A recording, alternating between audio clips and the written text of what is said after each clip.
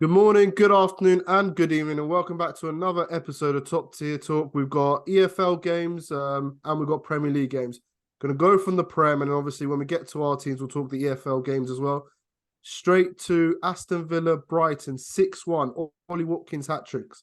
What do you think, Chavez? What a game. Yeah, I remember, I'm always going to go back to this now every time we start an episode about Aston Villa. When they lost, I think first week, everyone was writing them off, and well, here we are now.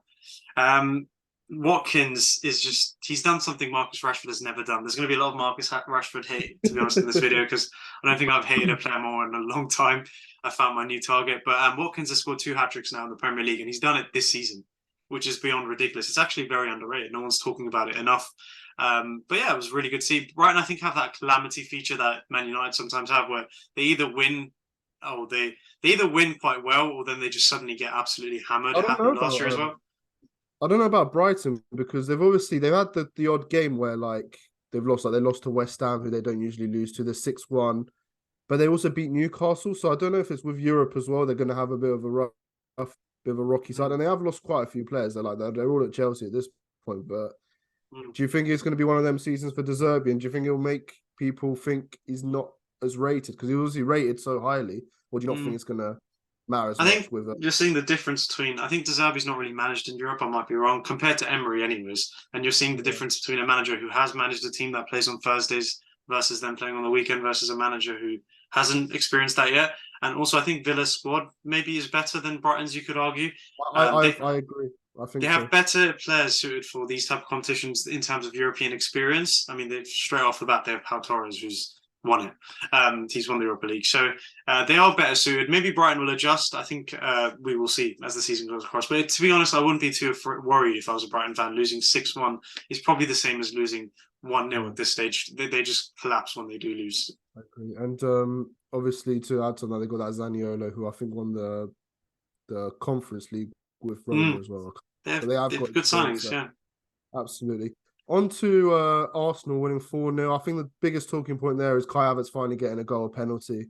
It was like basically fed to him, wasn't it? So he's not 008 or anything. He's got his goal. Do you think he'll kick on, or do you think it's just going to be like it was at Chelsea? He has a 1 or 2 games where he'll score a goal, and then it's just back to being dead Mm. Havertz again. You know what I mean? Or do you think this could be the start of a? Do you know what I mean? Yeah, I mean, I did see Arsenal fans say that he played well. Well, to be fair, he was the player of the match for starters. But I think even as someone who didn't watch the full 90 or anything like that, I think Havertz could have put in the best performance of any Arsenal player in history, and that still wouldn't be enough for me to then say, "Oh, it's okay now." We have to see this against a better team and for more than one game. And I mean, that chant they have, as much as the atmosphere around Arsenal is really good, it's quite funny that they had to wait for a chant that involves saying Kai Havertz scores again when he's only just scored once. It felt like charity, but at the end of the day, I think they had to give him that charity. It You would have had been quite to. selfish if Odegaard took another one or Saka took another one. But maybe his confidence will peak and he'll start playing well. But I just don't see him doing it in this position. So regardless of today, like that yesterday game, I just don't see it happening in that position anyways. Number 8. No, I agree with you. And obviously, Saka we all thought was injured coming in and scoring as well at the beginning, so he's just still kicking off. Hmm. Probably going on to your team now. Man United nil, Crystal Palace 1. You obviously had your EFL game as well. Remind me of the score in that one. You won We that one, won didn't you? 3-0, yeah. Was it Brighton you played? Or We am I played Crystal tripping? Palace twice this You week. played Brighton. Okay, Crystal Palace twice, but you obviously lost the league game. I don't know how you want to start. Do you want to go with EFL first, or do you want to just talk Prem? But worrying, So, worrying signs for you, would you say? Honestly, well, for starters, there's a few. I will finally criticize Ten Hag properly because I think he deserves okay. criticism finally. Okay, so the criticism now will be that we did very clearly see Man United actually play to a system for the first time this season properly for a 90 minutes, not just 20 minutes here and there. And that was against Palace in the EFL Cup. I understand it was Palace's B team, but we also played second team players. And it was very surprising to me that players that haven't been playing, that they're not really involved, could suddenly just play to a rhythm and be so on the same wavelength as each other and play to a style of football, which is something certain players, senior players, have been struggling to do all of this season and maybe in the latter part of last season. So based on all of that, I was I was sure that Ten Hag would start Rashford. To be honest, he did, and even for example Bruno. I But think he this is has what to. happens. This is I what don't think happens he has though to. Mm. when you play players that are not held accountable for their bad performances, like Rashford. Rashford could put in 1 out of 10 performances, and he knows he's going to play left wing because our wingers are either being searched for criminal activity, they're at home playing FIFA, or they're just attacking their misses. So Rashford knows he's going to play. So this accountability thing is a problem. Also, Rashford's not playing through a new contract. I think you can tell two different Rashfords exist, not just him, other players too, when they are playing for a contract versus when they've got one. I do now think the next moment is critical tomorrow against Galatasaray, where if Ten Hag does start Rashford again, despite the absolute 1 out of 10 performance he put in the Premier League game, then it really is worrying because then that creates a culture which Oli also had his favourites. It will be very obvious Ten Hag has his favourites. I also think it's time for Bruno Fernandes to be dropped for a game or two as well. I don't care how big a player is. You see what Pep Guardiola does week in, week out. He gave Cancelo out on loan when he was the best left back in the world. He subbed off Bernardo Silva before halftime. Pep does more crazier things than what these egotistical players do. Some of the attitude that these players have is extraordinary. I can't believe that they think they are as good as they are. For example, another small thing, but when the game was about to start against Palace, and the common fan would not know this because unless you watch United, you wouldn't have seen this clip, but Rashford waited for Casemiro to walk out so he could be the last person to walk out as if he is the star man of the team, which just sums up what he does on the pitch as well sometimes, where he doesn't pass the ball, he's selfish and he thinks he's the star man, he thinks he's him, and he's just not. He's the most un-him you'll ever see. He's the worst number 10 in Man United history, sadly, and that's not any disrespect to him. He's done a lot for this club, but he is. So we will see. I just want players dropped now at this point. Couple things for you. Well, I do want to ask you, say with Rashford being dropped, who comes in as a replacement? Who would you want to play on the left? Because as you said, you're limited with wingers. Who is your left wing alternative? I mean, we have Garnacho. He has been good as soon as he's come off the bench, and then when he did start versus Palace as well, he was good. And I'd argue that Garnacho played against a more difficult right back. The one who he played against, I've forgotten who, but it wasn't the one that Rashford played. Rashford played against Ward. And struggled against Ward. So Joe Ward is not a good right back. No offense to him. I know he was captain Palace to win against us, but I mean, this is my issue. So Garnacho has to start, and if he plays badly, then fair enough. We've got no one else. And if we did, I'd play them first as well, because you've got to hold some level of accountability to a player. Because in that case, he'll just play terribly forever, and he won't even have that drive. I mean, obviously, I'm not saying Rashford's trying to play badly, but when you have that little 5% going towards the side mentally, that actually, even if I did play badly, I'm not going to get dropped. Naturally, you're just going to cool off a bit, and that's what he's done at the highest level. Of course, and obviously the news that Martinez is out for a few months now with another injury. Big blow to you. Would you say your defense is as much of an issue with, obviously you've got Lindelof and Varane at the back at the moment? Is that a major issue going into the next couple months, would you say? Or is it the attacking end that's the big issue? The defense should be the biggest issue, but on paper, based on the injuries. But for some reason, it doesn't even feel like that because we're not scoring goals. We struggle to score goals. In terms of personnel, yes, because now we are quite literally a Diego Dallo injury away from having no fullbacks at the club available, and then a couple of centre-back injuries from just having no one. So it's an issue. I do trust Maguire, though, in a certain position. If he plays it, it's at left centre-back. Ten Hag finally played him there. I don't know why Maguire didn't play there for most of Ten Hag's tenure so far. But Maguire playing there is okay, and he did all right when he started. So he's not an issue right now. I'm happy with. I mean, obviously it's not ideal. Martinez, I wish he just didn't play now because he played terribly, by the way, while he was injured. So and he was playing, and now he's just out for a few months. It's not an ideal situation, of course. And Ten Hag, is he under any pressure at the moment at all, or do you think it's still a lot of credit at the bank? You know, I think the best part of it is, despite everything, I don't think I even, for the slightest bit, think Ten Hag is under any pressure.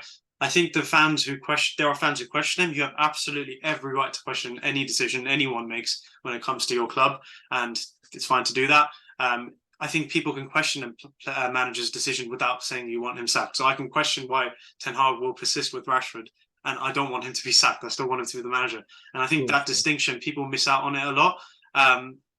I think Ten Hag is not under any pressure. I don't think there's any situation in which he gets sacked unless we get relegated. I mean, maybe then there's a lot of bigger problems, and it's very obvious. The more managers you sack, eventually you have to start looking elsewhere. and hopefully everyone is on the same wavelength as a fan base on this. No, I agree with you. And obviously, I'm going to just quickly weigh in here. I saw a couple of people on Twitter saying Onana could have done better for the goal. Absolutely nonsense. Thank Obviously, you. I've been criticizing Onana, but I'm worried if you said he should have. Absolute shot. I'm not going to come for you there. Other games around that time: Wolves 2, Man City 1. The Korean guy scores. I mean, if we're talking about Man City, let's go back a few days when they got knocked out of the Carabao Cup by Newcastle. Of course, yep, knocked out. So it's a bit of a bad week for Pep for his standard. I guess Rodri being out is going to be a big miss for them, isn't it? I think that's what's hurting them. And obviously, Calvin Phillips, I don't think he's in favour. I know he stayed, but apparently there was options for him to leave, and apparently Arsenal are looking at him. So, first loss for Man City. But any talking points for you there? I don't think there's. I didn't watch the game, so. I mean, it's one step closer to Man City not having a better season than last season. Obviously, they've won the Super Cup, so technically, yeah, you can compare that. So it's at least they can't win 4 major trophies from England or anything like that. But I don't think he's going to be that fussed, to be honest. Yeah. He just wants to win the treble again. Of course. I guess the biggest game of the week and probably the massive talking point that's going to probably be for the next week is Tottenham 2, Liverpool 1. And specifically, we're going to go straight to it, that wrongly disallowed goal and the absolute calamity that is the referees in this league. We always do the referees talk and all that crap. But this decision, I think, is the worst we've ever seen, right? And I think you agree that I think they said the guy's was a goal. And that's why they said check over, because they thought it was a goal, but it's absolutely ridiculous. Thoughts on that? Because I don't know how much further we can go with these. I mean, I'll give you an example of how badly that decision. I will tell you how bad that decision was. I'm a Man United fan. Every single thing that goes wrong with Liverpool Football Club, every tackle they miss out on, every goal they concede despite being 4-0 up, whatever happens wrong to Liverpool, I enjoy it naturally. It gives me joy, especially when my club isn't giving me much joy right now. So for me to watch that game and come out of it feeling like I don't enjoy football anymore, when Liverpool have been wronged, it tells you as much as you need to know about how badly that game was run. It's worrying because you know it's just going to happen to you next week. Something obviously not as bad as that. Hopefully not. Don't want to put it out there. Hopefully the referees aren't listening to outdo that. But I think when the line of objective and subjective comes into it, at least the objective decisions were right. Now we're looking at an objective decision that they've made wrong, which is extraordinary. I mean, I don't understand how he looked. They're watching the game. How he thought he gave it as a goal. No, they're not watching the game. No. That's the thing. They're not watching it clearly, because if they were, then they would get it right. I don't know how much apology. I don't know how much more apologies we can take, because that quite literally is 6 points now. Imagine Tottenham and Liverpool are in a battle for a position. That's the difference between a lot of £1 million, because I know every position up gets you a different amount of money. Could potentially even be a title. I know City are obviously probably going to win it, but that is the difference. And there's 3 points to the referees in Tottenham and not Liverpool. And no Tottenham fan can disagree. I'm sorry, but there is no argument whatsoever here. The red card, to be fair, I don't know what Gary Neville was smoking. I think he made me biased because I thought it wasn't a red card either when I was watching it. Looking back on it, it is a red card. It's very unfortunate. Again, if that was Casemiro... Why do you think it's a red? Because I saw the argument how there was no malicious intent. It looked like he wanted to stop the ball with the top of his foot and it slid over. That's the thing. It slid over and then it became it's dangerous play. By the book, and we have to look at the book, it is dangerous play, even if he didn't want it to be. No player wants to break someone's leg. I will say, however, that reason why that even was made out to be a big thing was because it's Curtis Jones, who's a young Englishman. If that was Casemiro, Xhaka, they're in prison. Like, that's not allowed. Romero, for example, all these players, if that happened, like, there is not even a question. And I'm not just going based off of no evidence. This has happened. Casemiro did the exact same thing, not even as bad, I don't think. And no one even questioned it against Palace last year. And he got sent off. Malagusto last week. Yeah, Malagusto's was not even as bad, I don't think. So, and he got sent off. So I don't know. But the other one was horrific. That yellow card, which led to then the red card. I think because of that first decision, he could have maybe just let the player off for the second one. I don't know what the ruling is on that. I think that was stupid from Jota. Obviously, the first one was Ndogi tripping himself up. Fair enough, the mistake happened. Yeah. But he shouldn't be stupid enough to go again straight after that if he knows he's on a yellow. I think it was unlucky for Liverpool, to be honest, because I thought they defended really well, especially when they went down to 9 men. Tottenham didn't look like they were going to score another. In fact, they didn't look like they had a clue what to do. And obviously, at the end, Matip kicks it into his own net. But I mean, one thing I'll say too, after seeing that game and after seeing the Newcastle game, which I watched the full extent of, if Liverpool cannot get hit by calamitous injuries, I think this title race is between Liverpool and Man City this year. I'm sorry to Arsenal fans, I just don't think you're there. You've got other competitions for once. You've got Europe for once. I don't know how your players are going to deal with that. I think Liverpool are extremely strong, and it's genuinely worried me seeing Liverpool play like this because this was not the case last year. And this Liverpool team is playing. I think this is the best Liverpool team I've seen since that year they won the Premier League. Even it's just brilliant all round. And it's a different type of brilliant. It's a more resolute, defensively stronger, like a Mourinho type almost. You get that feeling from them. They're very good, and some of their players are really clinical when they need to be. So, and Salah looks as good as ever. Salah's not dropped off. Salah looks good. Gravenberch came on, looked decent. Good signing. McAllister's doing well in a 6, and we didn't even think he was a 6. I completely Szoboszlai. What a good start he's had as well. He's a brilliant player. We clown him. He's a brilliant player. I put them third because of Arsenal's window, but I think they, as you said, I think they could be dangerous, and they're in the Europa League, isn't it? There's not Champions League, so maybe they're a DM away if they can sign a proper DM and like a DM to the level of what some of us have, something like that. Then they will get it. They will get second, and maybe even we might get a Liverpool City title race again. We are nowhere near Liverpool. I mean, I look at my team and I watch them, and that's who I can compare to. We are planets. If we went down to 9 men against any team, forget about Tottenham and Newcastle. If we went down to 9 men. If we went down to 9 men against who's the worst team in the league, Luton, I'm telling you, I don't know about us winning. Yeah, no, I think Luton, they won their first game as well. Congratulations. Maybe they might do better than Derby. But very quickly on Tottenham, Ange as well. He's obviously had a very impactful start. He's obviously very loved as well.